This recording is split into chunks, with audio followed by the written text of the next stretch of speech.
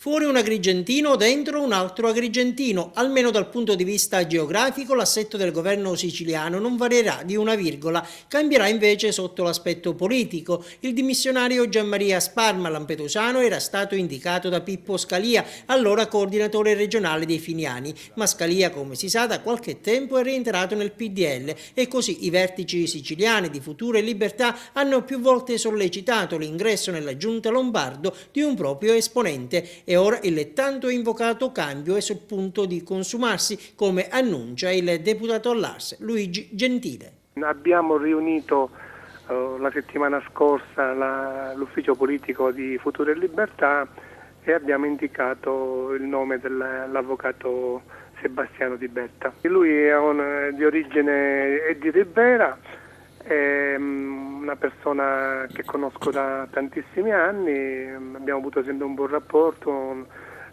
rapporto di collaborazione professionale, è una persona molto in gamba che ha avuto il gradimento di tutto il partito. Penso che tra lunedì e martedì farà la nomina. E fra i candidati alla poltrona assessoriale lasciata libera da Sparma formalmente per motivi personali c'era un altro agrigentino, Carmelo Cantone, ma alla fine l'ha spuntata, come dicevamo, Sebastiano Di Betta, pure lui un uomo vicino a Gentile, ha 39 anni, 2 figli e in passato ha assistito importanti gruppi finanziari e creditizi.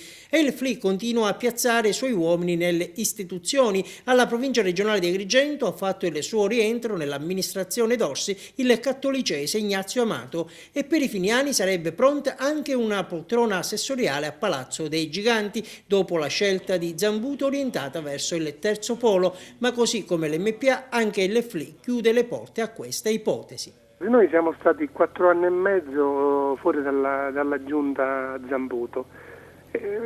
Entrare in questo momento a 4 mesi dalle elezioni mi sembra una cosa un po' quasi inutile. Gentile manifesta invece disponibilità a sostenere l'annunciata ricandidatura di Zambuto, ma solo ad una condizione. Se il terzo polo è unito su una candidatura che può essere quella di Zambuto, per me può anche stare bene Zambuto. E tornando alle vicende politiche regionali, salta agli occhi un dato. Gentile fa una sorta di sgambetto al suo vecchio compagno di viaggio, Pippo Scalia.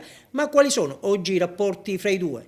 Ho avuto sempre grande stima per il mio amico Pippo, non ha condiviso più il progetto di Gianfranco Fini. Io non potevo fare scelte diverse dopo aver fatto un percorso di 2 anni fuori dal PDL, quindi non me la sono sentita di ritornare al PDL.